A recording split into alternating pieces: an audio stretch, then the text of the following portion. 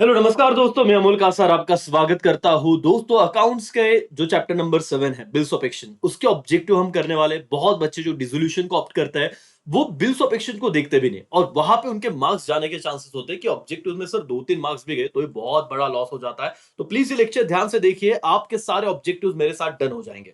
दोस्तों, अगर मैं बिल्स ऑफ एक्सचेंज की बात करूं तो बिल्स ऑफ एक्सचेंज में सर 3 पार्टी होती है। पहले मैं आपको बता दूं, एक होता है सर ड्रॉवर, जो बिल्स को क्या करता है सर, ड्रॉ करता है, ठीक है, जिसे मैं सेलर भी कह सकता हूं। एक होता है ड्रॉई, जिसपे बिल ड्रॉ होता है, ठीक है। और एक होता है पेई। पेई का मतलब होता है जिसे पैसे मिलते हैं।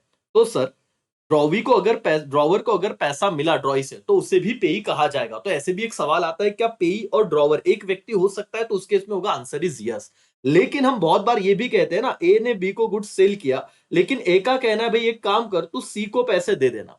तो ड्यू डेट पे बी क्या करेगा, सी को जाके पैसा दे देगा। तो इस केस में सी कौन हो जाएगा सर? पेई हो जाएगा। तो पेई मतलब जिसे पैसा मिलता है। तो 3 पार्टी होती है दोस्तों, ड्रॉवर, ड्रॉई और पेई। तो आप बोल सकते हो ड्रॉर मतलब सेलर, ड्रॉई मतलब बायर, और पेई मतलब जो पैसा दे रहा है, जो बिल ड्रॉ करता है वो ड्रॉवर, जिस पे बिल ड्रॉ होता है वो ड्रॉई, और जिसको पैसा मिलता है वो होगा पेई करके। और मुझे बताएं, क्या ड्रॉवर और पेई एक पर्सन हो सकते हैं कभी? Answer is yes. अगर एक को ड्रॉवर को ही पैसा मिला तो वो पेई भी कहलाया जाएगा। दैट्स ऑल दोस्तों। आइए यहां पे हम लोग अब इंपॉर्टेंट पॉइंट ऑब्जेक्टिव से शुरुआत करते हैं। Before the acceptance of bill, bill को एक्सेप्ट करने से पहले उसे क्या नाम से जाना जाता है सर? उसे ड्राफ्ट के नाम से जाना जाता है। दोस्तों, कैसे होता है देखो स्ट्रक्चर। ड्रॉवर जो है वो बिल को ड्रॉ करता है। ड्रॉई को एक्सेप्ट करना कंपलसरी है। अगर वो चीज, वो जो डॉक्यूमेंट है, वो ड्रॉई जब तक एक्सेप्ट करके ड्रॉवर को नहीं भेजती तब तक उसे बिल नहीं कहा जाएगा। तो इसीलिए क्या कहा है, बिफोर द एक्सेप्टेंस, एक्सेप्टेंस होने से पहले उसे क्या कहा जाता है, बिल को? ड्राफ्ट, ठीक है। There are dash dash parties to bills of exchange. मैंने अभी अभी कहा कितने पार्टी होती है दोस्तों? There are 3 parties to bills of exchange. The person on whom the bill is draw, जिसपे बिल ड्रॉ होता है उसे क्या कहा जाता है? मार्च 2023 का सवाल है सर। जिसपे बिल ड्रॉ होता है उसे ड्रॉई कहा जाता है। ऑन हुम, इंग्लिश समझो, जिसपे बिल ड्रॉ हुआ है, और जो ड्रॉ करता है उसे ड्रॉवर कहते हैं। समझा? Yes sir. The person who accept the bill is treated as, देखो बेटा, जो व्यक्ति को बिल एक्सेप्ट होता है ना, अब देखना एक सिंपल सी बात यहीं पे बताता हूं। जो व्यक्ति ड्रॉ करता है उसके लिए वो बिल्स रिसीवेबल है। जो एक्सेप्ट करता है मतलब ड्रॉई, उसके लिए वो क्या है बेटा? बिल्स पेएबल है। और तुम्हें सवाल क्या पूछा गया था कि the person who accept the bill, उसे क्या ट्रीट किया जाता है सर? बिल्स पेएबल ट्रीट किया जाता है। तो दोस्तों ये आंसर जरूर टिक करना करके। समझ में आ रहा है? एक्सेप्टेबल, एक्सेप्टर के लिए वो क्या रहेगा? बिल्स पेएबल रहेगा। क्या मेरी आवाज आप सब तक पहुंच रही है? बोलो यस और नो। और दोस्तों, वीडियो को लाइक करना बिल्कुल मत भूलिए, और आप नए हो तो जरूर सब्सक्राइब कीजिए। और भी चीजें आपके 12th के बाद आने वाली है। आप सीए करो, सीएस करो, सीएमए करो, बीकॉम करो, बीबीए करो, बहुत सारी चीजों में आपके लिए एक से नई नई बातें लेके आने वाला है। ठीक है, चलो भाई और बहनों आगे बढ़ते हैं। When the due date of the bill fall due on public holiday, देखना बेटा, पब्लिक हॉलीडे मतलब पहले से हमें पता है कि इस दिन छुट्टी है। The payment must be made, एक सिंपल काम है ना भाई, अगर तुझे पहले से पता है कि छुट्टी है तो प्रीसीडिंग मतलब पहले ही दिन तू दे देना। नेक्स्ट डे नहीं चलेगा। अगर इमरजेंसी हॉलीडे है तो नेक्स्ट डे, ये नोट कर लो कहीं तो। अगर पब्लिक हॉलीडे पहले से पता है कि छुट्टी है तो एक दिन पहले मतलब प्रीसीडिंग डे वो बिल क्या होना चाहिए? क्लियर होना चाहिए। ये कंसेप्ट क्लियर हुआ बेटा? यस और नो? यस। अगर इमरजेंसी हॉलीडे आया तो तुम क्या बोलोगे? नेक्स्ट डे करके टिक करो। पब्लिक हॉलीडे तो प्रीसीडिंग डे, इमरजेंसी हॉलीडे तो क्या बोलो? नेक्स्ट डे करके। डन। ये बहुत इंपॉर्टेंट सवाल है दोस्तों, मार्च 2022 में आ गया था। बहुत इंपॉर्टेंट, मतलब बच्चों को आने के बाद भी गलतियां होने के चांसेस थे। देखिए, due date of the due date of the bill drawn for 2 months on 23rd November 2019। 23rd नवंबर 2019 को बिल ड्रॉ किया था। 2 महीने का बिल था, तो ड्यू डेट क्या आएगी? अब मुझे बताओ, 2 महीना ऐड करो तो नवंबर में, 1 महीना ऐड करेंगे तो दिसंबर, और 1 महीना ऐड करेंगे तो जनवरी। तो 20, और उसमें 3 दिन ऐड कर रहे हैं। देखो आपका डेट क्या है सर? 2 महीने। अगर 23rd नवंबर में, देखना जरा, 23rd नवंबर में मैं 2 महीने ऐड करता हूं तो मेरा ड्यू डेट आता है 23rd Jan। लेकिन हम 3 दिन हमेशा क्या करते हैं बेटा? ग्रेस के ऐड करते हैं। 3 days हमेशा ग्रेस के क्या करेंगे? ऐड करेंगे। तो मेरा ड्यू डेट क्या होगा? 26 Jan। लेकिन 26 Jan तो सर पब्लिक हॉलीडे है ना, रिपब्लिक डे। तो इसीलिए मेरा ड्यू डेट प्रीसीडिंग वाला आएगा। प्रीसीडिंग मतलब क्या सर? 25 Jan। लेकिन भाइयों और बहनों, 23rd November 2019 था। अब दिसंबर और जनवरी, जैसे जनवरी आएगा तो अब अगले साल जाओगे 2000 क्या बेटा 20 में, तो ये 25 जनवरी 2020 होगा। देखो इन्होंने क्या मजाक किया था यहाँ पे, 25 जनवरी दो डेट दी है, लेकिन एक 2019 है एक 2020 है, तो क्या आंसर रहेगा बेटा 2020। समझ में आ रहा है क्या आपको? यस और नो? ये जरा ध्यान से समझना, ये वाला क्वेश्चन इंपॉर्टेंट करके जाना सर।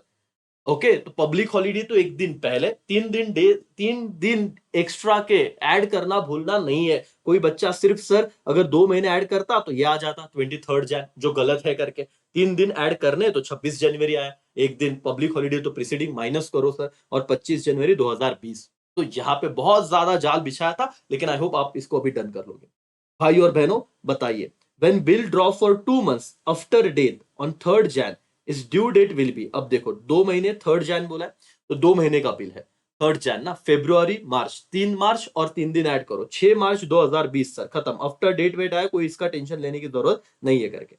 ठीक है सर, आगे बढ़ते हैं, टेक्स्ट बुक के ही सवाल करते हैं। Notary public is dash dash, कौन होता है बेटा? गवर्नमेंट ऑफिसर होता है। नोटरी पब्लिक कौन होता है? गवर्नमेंट ऑफिसर होता है करके। 1 मार्क्स डन हो गया sir.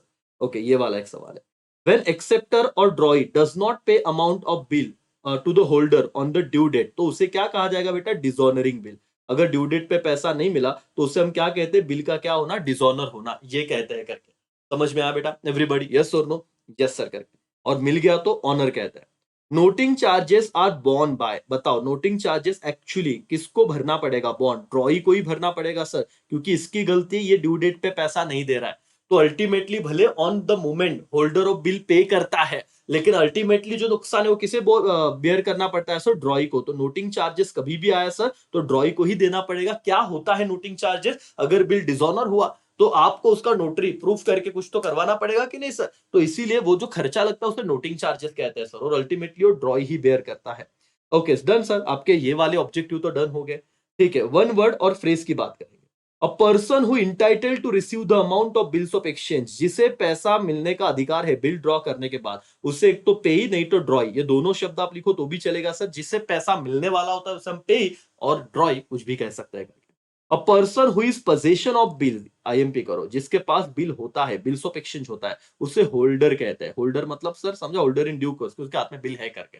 Okay, 3 extra days which are allowed over and above the terms of bill, bill के ऊपर जो 3 एक्स्ट्रा दिन दिए जाते हैं उसे क्या कहते हैं सर? उसे ग्रेस पीरियड कहते हैं। बोलो दोस्तों, भाई मेरे साथ वापस एक बार बोलो, क्या कहा जाता है? ग्रेस पीरियड कहा जाता है करके। Okay, bills of exchange draw and accepted without any valuable consideration, देखो कोई भी आप उसको कंसिडरेशन नहीं ले रहे हो, आईएमपी करो, सीए फाउंडेशन के लिए वैसे देखा जाता है कि विदाउट कंसिडरेशन, ये वाला वर्ड आया बेटा विदाउट कंसिडरेशन, तो उसे अकोमोडेशन बिल कहा जाएगा। क्या बिल कहा जाएगा? Accommodation bill. देखो अकोमोडेशन बिल क्या होता है सर? जहां पे एक्चुअल कोई व्यवहार नहीं है, सिर्फ नाम के लिए बिल लाया हुआ है, विदाउट कंसिडरेशन शब्द आया, बिल ऑफ एक्सचेंज ड्रॉ हुआ है लेकिन विदाउट कंसिडरेशन, तो उसे अकोमोडेशन बिल बोलते हैं। कौन सा बिल बोलते हैं बेटा? Accommodation bill. Okay, officer appointed by government for noting dishonour of bill, उसे नोटरी पब्लिक कहते हैं। ठीक है सर, वन वर्ड मार्च 2022 में आया था, नोटरी पब्लिक। जो ऑफिसर को अपॉइंट किया जाता है उसे क्या कहते हैं बेटा? नोटरी पब्लिक कहा जाता है। Fees charge by notary public for getting fact of dishonour noted, कि आपका बिल डिसऑनर हो चुका है, वो फैक्ट नोट करने के लिए जो नोटरी पब्लिक फीस चार्ज करता है उसे क्या कहा जाता है? नोटिंग चार्जेस कहा जाता है sir. A person in whose favour bill is endorse, endorse समझ में आ रहा है? मैंने मेरा जो बिल आप पे ड्रॉ किया था, आपने साइन करके दिया, आप ड्रॉई हो, मैं ड्रॉवर हूं, अब मैं किसी को इंडोर्स करता हूं जिसे मुझे पैसे देने थे, उसे क्या कहा जाता है? इंडोर्सी। याद रखना, एस के आगे 2 ई लगा देना। इंडोर्सर मतलब जो बिल दे रहा है, मैं इंडोर्सर हूं, ड्रॉवर इंडोर्सर होता है, और इंडोर्सी मतलब जिसके फेवर में इंडोर्स हो रहा है, इंडोर्सी।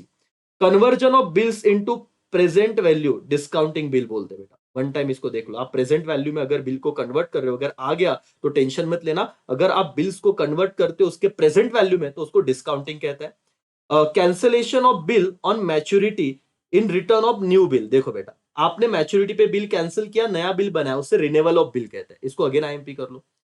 रिन्यूअल बिल कंसेप्ट अगर नहीं देखा होगा, क्या सीन होती है सर? क्या सीन होता है, जो ड्रॉवी है उसे पता है कि मेरे को कल पैसे नहीं देते आएंगे, तो ड्रॉवर के पास जाता है, बोलता है सर ये पुराना बिल कैंसिल करो, नया बिल बना के दो। तो पुराना कैंसिल, नया बिल बना, उसे क्या कहेंगे? Renewal of bill.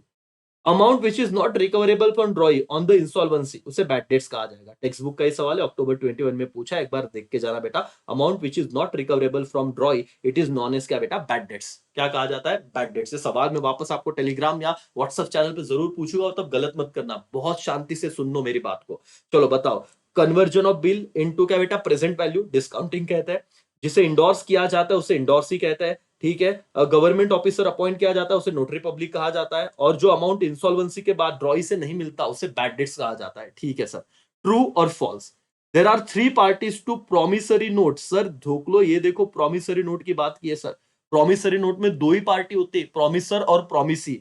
Text book का सवाल है, आप थ्री पार्टी देखोगे, जय माता दी करके आओगे, ट्रू गलत हो जाएगा सर, ये फॉल्स है। अगर बिल्स ऑफ एक्सचेंज होता तो ट्रू होता सर, ठीक है। यहाँ पे सिर्फ मेकर मतलब और दो ही लोग होते प्रॉमिसरी नोट में, तो ज्यादा वहां पे दिक्कत नहीं, टू पार्टीज होती, इतना लिख के आना। नहीं तो बोलना बिल्स ऑफ एक्सचेंज में थ्री होती, इतना लिख के आना, दैट्स ऑल। ये समझा राजा, यस और नो, तो फंसना मत बिल्कुल भी।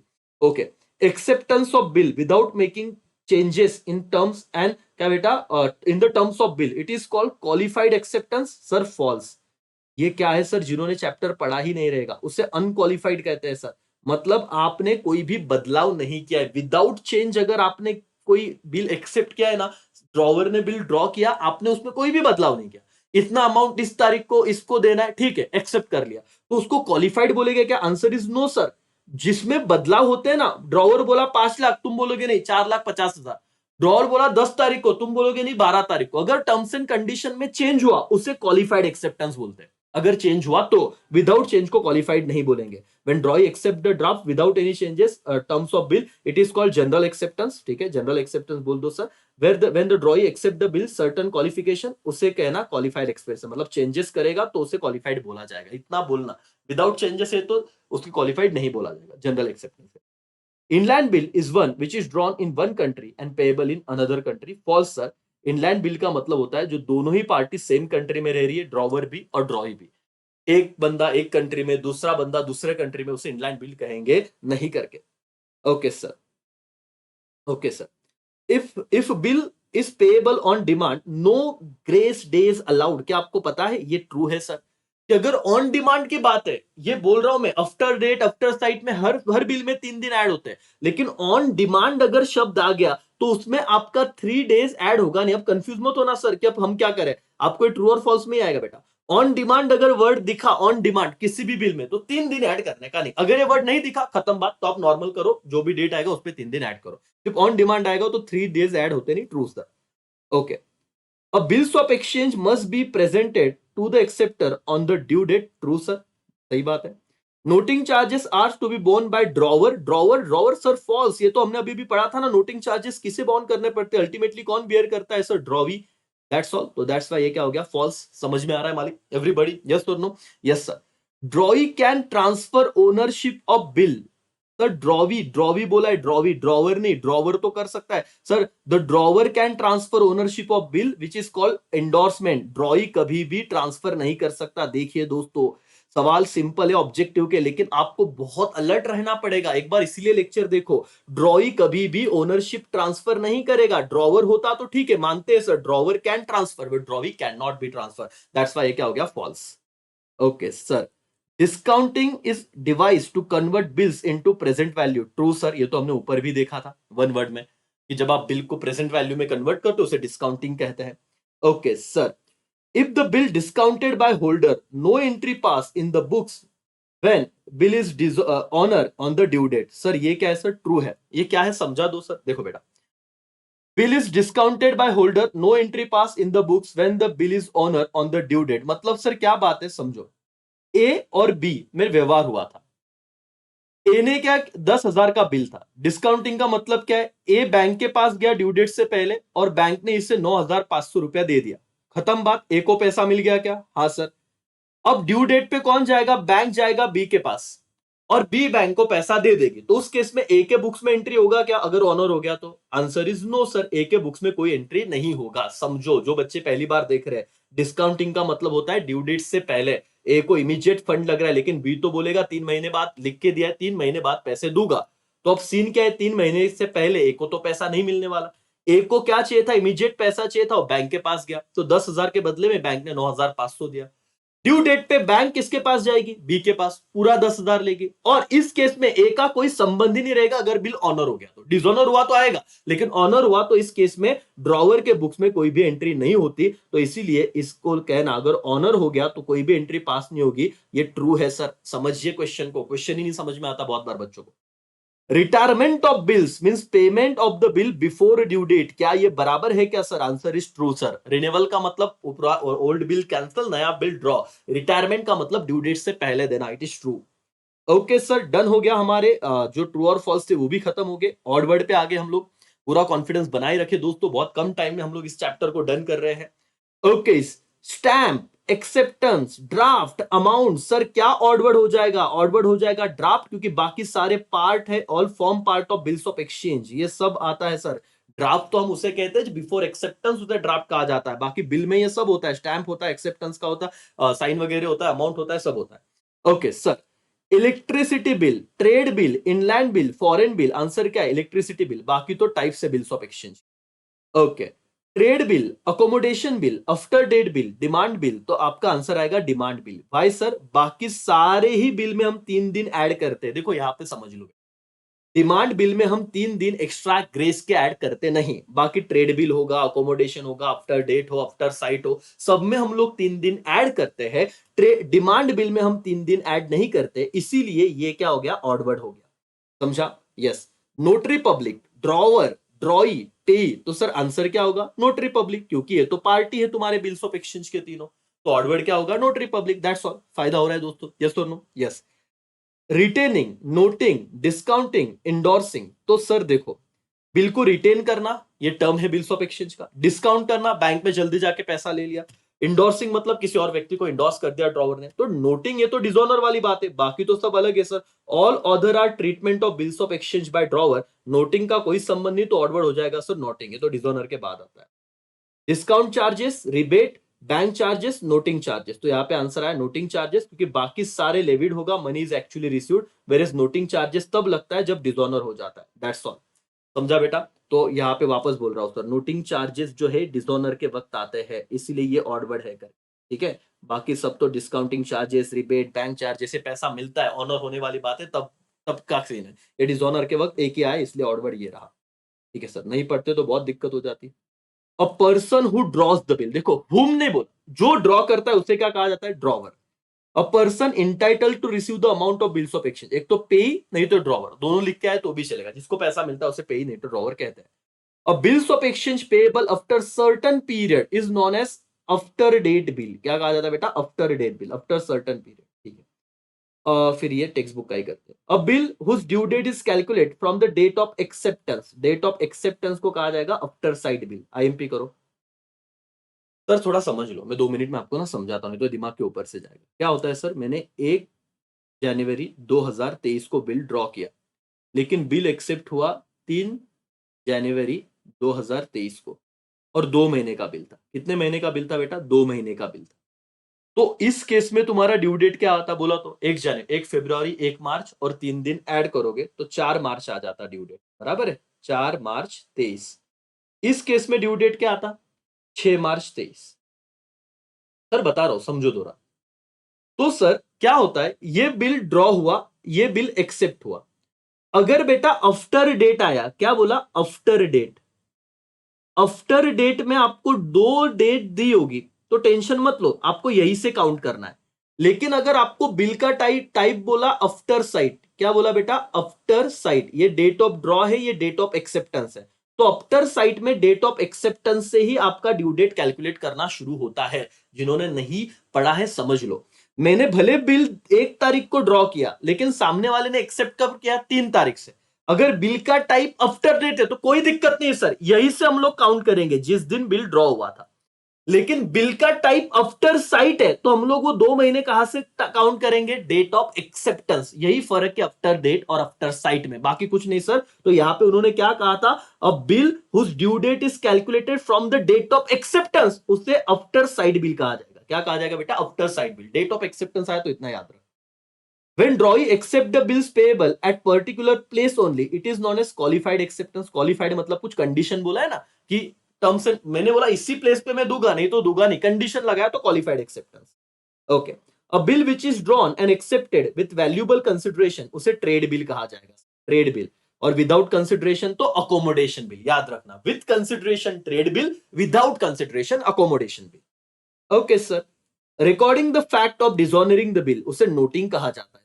जब आप फैक्ट रिकॉर्ड करते हो उसे नोटिंग कहा जाता है। Fees charge by the bank for collection of bill on behalf of holder उसे बैंक चार्जेस कहा जाता है। अगर आप, है ना, वो आप बिल पेंड फॉर कलेक्शन वाली बात है, वो वाले बैंक चार्जेस, ठीक है। Person whose liability are more than asset and not in position to pay off liability उसे इंस्टॉलमेंट पर्सन कहा जाएगा सर। ये तो 11 वाली बात होगी। Amount that can not be paid by acceptor on account of insolvency उसे डेफिशिएंसी कहा जाएगा, अंडरलाइन कर। Amount can not be paid by acceptor on account of insolvency उसे क्या कहा जाएगा, deficiency. Making payment bill before the due date उसे retirement of bill कहा जाएगा सर। अगेन टेक्स्ट बुक का है, एक बार टेक्स्ट बुक निकालो और फटाफट लिखो। चलो सर, मैं कुछ सवाल पूछ रहा हूँ, 1 सेंटेंस आ गया, उसके बाद चैप्टर डन हो जाएगा। रिन्यूअल का मतलब क्या है कि मैंने पुराना बिल कैंसिल किया और नया नया डेट मांगा नए बिल के लिए, तो रिन्यूअल कहेंगे। रिटायरमेंट मतलब क्या बोलो तो, ड्यू डेट से पहले पैसा देना उसे रिटायरमेंट कहते हैं।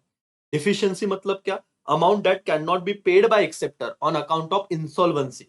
उसने पेड नहीं किया तो एक्सेप्टर के एंगल से डिफिशियंसी है, ठीक है। ड्रॉवर के एंगल से बैड डेट से, तो एंगल समझिए। एक्सेप्टर के एंगल से डिफिशियंसी है। असेट्स कम है, लाइबिलिटी ज्यादा है, इंसॉल्वेंट बराबर है सर। आप देखते जाइए, कोई दिक्कत नहीं। ट्रेड बिल मतलब क्या, कंसिडरेशन लिया है तो ट्रेड बिल, विदाउट कंसिडरेशन है तो accommodation bill. Okay, qualified acceptance मतलब क्या सर, जहां पे हम बदलाव करते हैं, है ना, कोई कंडीशन डालते हैं, क्वालिफाइड एक्सेप्टेंस। आफ्टर साइट मतलब क्या, डेट ऑफ एक्सेप्टेंस से काउंट करना शुरू करेंगे उसे आफ्टर साइट कहते हैं। That's all sir. ऐसे आप एक बार रिवाइज करो, खत्म हो जाएगा। What do you mean by bills of exchange, बोलो सर। बिल्स ऑफ एक्सचेंज क्या होता है भाई और बहनों? A bills of exchange is an instrument in writing containing unconditional order sign by maker, मतलब जो ड्रॉवर है, डायरेक्टिंग सर्टन पर्सन टू पे सम ऑफ मनी ओनली और on his order a certain person और टू द क्या बेटा, bearer of the instrument. इतना English में लिखने की जरूरत नहीं है। बोलने का सेलर जो है, ड्रॉवर है, क्रेडिट ट्रांजैक्शन में बिल्स ऑफ एक्सचेंज ड्रॉ करता है बायर पे, मतलब ड्रॉई पे, और उसको ऑर्डर करता है कि इस पर्टिकुलर डे पे मुझे उतना अमाउंट पे करना, मुझे या मेरे ऑर्डर पे, मैं जिसे को उसे, अपने वर्ड में लिखा तो भी चल जाएगा। What is the relationship between drawer and drawee, बताओ sir. Drawer is the person और creditor who draws the bill, मतलब ये सेलर होता है। And drawee is the person और debtor on whom the bill is drawn. देखो बेटा, relation पूछा तो टेंशन में मत आना। ड्रॉवर मतलब सेलर है, ठीक है, और जो ड्रॉई के लिए हमेशा कौन रहेगा, क्रेडिटर रहेगा। और ड्रॉई मतलब जो ड्रॉवर के लिए क्या रहेगा, डेटर रहेगा। तो ये वाला रिलेशन होता है, ठीक है। Who is payee of the bill, payee कौन होता है sir? Payee of the bill is the person to whom the payment of the bill is to be made. जिसको पेमेंट मिलता है बिल का उसे पेई कहा जाता है, ठीक है, जिसको पैसा रिसीव होता है, ठीक है। What are the days of grace? The law, कायदा जो है, लॉ है, कानून जो है sir, law allows 3 extra days over and above the period of क्या बेटा, बिल टू द ड्रॉई। आपका ड्यू डेट अगर 23 तारीख है तो हम आपको 3 दिन एक्स्ट्रा दे रहे हैं, है ना। तो आपको जो 3 दिन एक्स्ट्रा दिए जाते हैं उसे क्या कहा जाता है, ग्रेस डेज कहा जाता है, ठीक है sir. What is legal due date? Date which arrive after adding 3 days of grace to the nominal due date उसे कहा जाएगा लीगल ड्यू डेट। देखो बेटा, आपको मैं दोनों चीज बता रहा हूं। देखो, 1 मार्च को मैंने बिल ड्रॉ किया था 2023, 2 महीने का बिल था, तो 2 महीने बाद क्या डेट आएगा, सॉरी 1 जनवरी को मैंने बिल ड्रॉ किया था, सॉरी 1 जनवरी को बिल ड्रॉ किया था, 2 महीने बाद वो उसका डेट आने वाला था। तो आपका डेट क्या है सर 2 महीने बाद, बोलो तो? 1 मार्च 2023, ठीक है। और इसमें आप क्या करते हो, 3 दिन ऐड करते हो ग्रेस के, 3 दिन ऐड करते हो, तो 3 दिन ऐड करके क्या हो जाएगा, 4 मार्च 2000, सॉरी 4 मार्च 2023, ठीक है। हाँ, तो बिना ग्रेस डे ऐड किए जो डेट आती है उसको नॉमिनल ड्यू डेट बोलते हैं। क्या बोलते हैं बेटा, नॉमिनल ड्यू डेट। और जब आप 3 दिन ऐड करते हो उसमें ग्रेस के तो उसे लीगल ड्यू डेट बोलते हैं। समझ में आया क्या?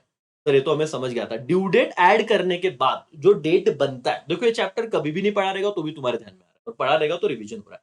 ड्यू डेट ऐड करने के बाद जो, सॉरी ड्यू डेट क्या बोल रहा हूं, 3 days एक्स्ट्रा जो 3 दिन है वो ऐड करने के बाद जो ड्यू डेट आता है उसे लीगल ड्यू डेट कहते हैं, और बिना ऐड किए नॉमिनल। ठीक है sir. What is bill payable on demand? Sir जहां पे 3 दिन ग्रेस के ऐड नहीं होते, जब ड्रॉवर आएगा तब पैसा देना पड़ेगा। Bills payable of demand are the bills which are payable immediately presentation to the क्या बेटा drawee and do not have any time period और ग्रेस पीरियड। जब ग्रेस पीरियड हम देते ही नहीं उसे बिल पेएबल ऑन डिमांड कहते हैं। नोटिंग चार्जेस क्या है सर? सेक्शन वेक्शन लिखने की जरूरत नहीं, जब बिल डिसऑनर हो जाता है तो उसके प्रूफ के लिए नोटरी को जो पैसा देते हैं उसे नोटिंग चार्जेस कहते हैं, simple. What is noting charges? What is noting of the bill? अच्छा ये सवाल अलग है, नोटिंग ऑफ द बिल क्या है? The recording of the fact of dishonouring of bill of action. Simple है, वही चीज है सर। फैक्ट को रिकॉर्ड करना कि तुम्हारा बिल सच में सामने वाले ने पैसे नहीं दिया और नोटरी से तुम प्रूफ करा ले तो उसे नोटिंग बोलते हो। नोटिंग चार्जेस मतलब क्या? Notary public charges certain fees for noting of the bill, और ये जो फैक्ट रिकॉर्ड करने का कुछ पैसा लिया जाता है उसे नोटिंग चार्जेस कहते हैं, बस। और वो ड्रॉई बेयर करता है, इतना लिख देना। This are fees are called noting charges. Important लग नहीं रहा। रिबेट का मतलब क्या है? ये आईएमपी का। और डिस्काउंटिंग का मतलब तुम्हें पता है, मैंने बताया, समझा देता हूं सर। देखो क्या होता है सर, डिस्काउंटिंग का मतलब अगर ए ने बिल ड्रॉ किया है बी पे, 3 महीने का बिल था, 10,000 का बिल था समझो, और सर हुआ क्या, 10,000 के बिल में अगर ये बी को 3 महीने, देखो समझो, ए को पैसा इमीडिएट चाहिए लेकिन बी क्या बोलेगा बेटा, लॉजिकली 3 महीना दिया है तो मैं 3 महीने से पहले पैसा दूंगा नहीं। तो ए क्या करता है, बैंक के पास जाता है और बैंक उसको अभी पैसा देगी लेकिन 10,000 नहीं देगी, समझो 9,900 दिए, तो 100 रुपया उन्होंने क्या कर लिया, डिस्काउंटिंग, बैंक का फायदा हो गया, और ड्यू डेट में बैंक यहां से पैसा ले गया, तो इसको, इस पूरे प्रोसेस को डिस्काउंटिंग बोलते हैं। क्या बोलते हैं? डिस्काउंटिंग। एक बार पढ़ लें। रिबेट मतलब क्या? When acceptor of bill retire the bill, retirement में रिबेट आता है। मतलब क्या सर? देखो ए ने बिल ड्रॉ किया बी पे, 10,000 रुपए लेने थे 3 महीने बाद ए को बी से, लेकिन बी बोलता है 2 महीने में ही सर सेटलमेंट हो गया, 1 महीने पहले पैसा दे रहा हूं। तो 1 महीने पहले जल्दी पैसा मिलने की वजह से ए कुछ डिस्काउंट देगा, वो बोलेगा ठीक है तू जल्दी पैसा दे रहा है तो एक काम कर, 9,900 रुपया ही दे।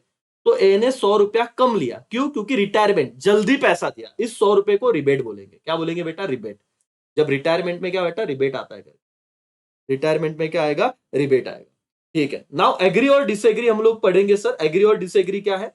देखो, अब bill before acceptance is called promissory note. Agree और डिसएग्री बेटा, डिसएग्री, क्योंकि उसे क्या कहा जाता है, ड्राफ्ट कहा जाता है।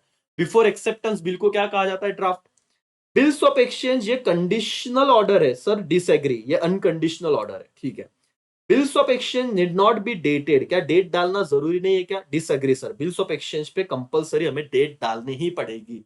ठीक है, the party which is order to pay amount it is known as payee, जिसे अमाउंट पे करना होता है, नहीं सर, जिसे पैसा मिलता है उसे ड्रॉई का, उसे क्या कहा जाता है, पेई कहा जाता है। जिसे हम ऑर्डर करते कि तू पैसा दे उसे पेई नहीं, उसे क्या कहा जाता है सर, ड्रॉई कहा जाता है। समझिए, थोड़ा स्पीड बढ़ाना पड़ेगा सर मुझे, लेकिन आई होप तुम्हें समझ में आ रहा है। The party who is order to pay the amount उसे क्या कहा जाएगा, drawee. A bill is required to be accepted by drawer. Disagree sir, ये ड्रॉवर थोड़ी ना एक्सेप्ट करेगा, ड्रॉवी को एक्सेप्ट करना होता है sir, that's why disagree. In case of bills drawn payable on demand no grace days allowed, बराबर है सर, एग्री। ठीक है, a bill from the point of view of debtor is called bills payable. Debtor के point of view मतलब sir यहां पे समझना, जो आपका ड्रॉवी है उसके एंगल से वो बिल्स पेएबल है क्या? Answer is yes, agree. A person whose favor bill is endorse, इसे इंडोर्स ही कहा जाएगा, यस सर, एग्री।